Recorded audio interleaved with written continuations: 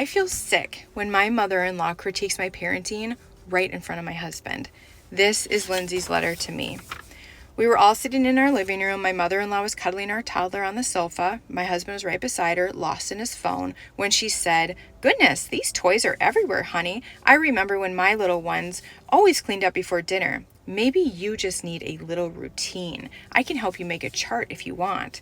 I forced a smile, but inside my stomach was in knots. I jumped up and I just started gathering our toys. Then my mother-in-law said, "You do so much, dear. I just want to help you have a breather. My way worked wonders back when I was a busy mom." I looked up at my husband for support, but he didn't even look up from his phone. I don't get it. She always sounds so sweet, like she's trying to help me, but I panic inside no matter what she says. Am I going crazy? Should I just accept the chart and be grateful? I feel so alone. You're not crazy. And you guys, the reason why I know this is you know how I handle negative comments and criticism. I let it roll off me. I consider the source. That's just how I've always done it. But I wanted to know, because this just felt different to me, the way that she's like, no matter what she says, I feel panic in my body. So I reached back out to her and I just said, "Hey, does your mother-in-law just once in a while give you suggestions, helpful tips, or ideas, or what's going on here?" She told me that this started the moment she became a mom. So it's been going on for a few years, and it's almost every time she sees her mother-in-law, there's something she should shift. There's something she could do better or different as a mom, and she lets her know. And her husband is in the room or maybe in the hallway or something, but he never engages. He's always just lost in his phone. He avoids any conflict, tells her, "That's just my mom. She's super nice. I have no idea why you're making a big deal about this. She's just trying to help you out," that sort of thing. So rather than going about this the way that I usually do, which is like, oh my gosh, she's just trying to stay relevant, all that stuff, I want us to actually put ourselves in Lindsay's shoes. And if you're a mom, let's go back to those first few days out of the hospital. So we are raw, we are postpartum, we have hormones rushing through us, we're sore, we're scared. Like, I was so scared that I was gonna hurt my baby and really hurt her. I'm like, I gotta keep her alive. I was scared that the diaper tabs that I put on her were too tight. I was scared that I swaddled her wrong. I was scared about how I was cleaning all the breast pump stuff. I was so scared. And luckily I had family around me telling me, "You're the best little mommy. Your intuition is right on. Keep doing it, keep going." And that built up my confidence. But if I had a mother-in-law over my shoulder from the moment I became a mom, telling me that every time I did something, intuitively as a mom, it was wrong, I wouldn't be the woman I am today. I would not be the parent I am today. I would be riddled with self-doubt. My self-trust would just be completely eroded. And yeah, I would not be the same person. So thinking about it that way, if every time my mother-in-law came to me and she was basically always going to give me a critique or a helpful suggestion, that would hurt me. That would bring back a lot of stuff from my postpartum days.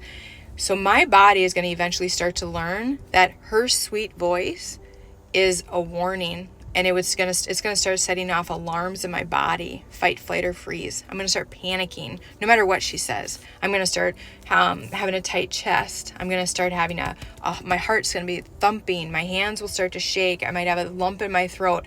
All the symptoms that we get when we have fight, flight, freeze, or fawn, all that is going to start happening. And because my body's reacting that way to my mother-in-law, my brain is going to perceive her words as a threat.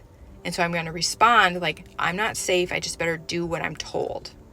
Okay, so I'm just walking through what I believe would happen to me if I'm walking in Lindsay's shoes.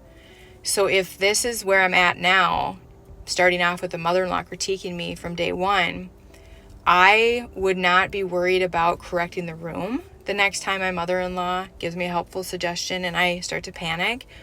I would work on one thing, And I would just keep doing this one thing over and over until I rewire my own system, because my system has been wired wrong. It's been wired to believe her words are threatening, and her words, are proving that my worth as a parent is not great. So I would be working on rewiring that, because it's not true.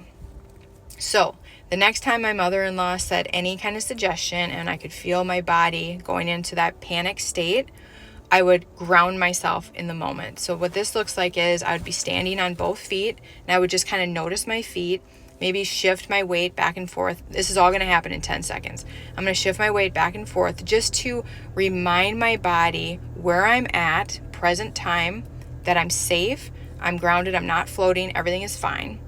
Then I'm going to exhale long and slow, like I'm blowing seeds of a dandelion. So I'm blowing out for 6 seconds. And while I'm blowing out, I'm going to say a mantra like, her words aren't proof of my worth. Something like that. Just something that makes sense to you, that resonates to you. When I say all this stuff and I'm exhaling really slow, I'm engaging my parasympathetic nervous system. So now all of a sudden that panic, that fight, flight, or freeze, that flips. And now all of a sudden I'm calm. So this can all happen in 10 seconds. From a place of calm, I would then look up at my mother-in-law and I would acknowledge what she said with a short reply. Like, oh, that's an idea. Or I'll have to remember that. And then I will continue doing whatever I was doing my way. Now, at first, I'm going to want to defend it. I'm going to want to explain. I'm going to want to overfunction, because I'm going to start to feel guilty that I'm not listening, and I want to be a good daughter-in-law. But I'm going to refrain from doing that, because during this practice, every single rep, I'm rewiring my nervous system. I'm telling it a new story that I can ground myself and I can keep doing what I was doing, and the whole world doesn't crumble around me. Like, that's what you're doing through this exercise. So you don't want to explain, defend, overfunction. You want to ground yourself, give a short reply, and then keep doing whatever you were doing. That is how I would handle this, and that's how I'm seeing this, especially when I read the line. When I read the line, I panic inside when she says anything. Am I going crazy?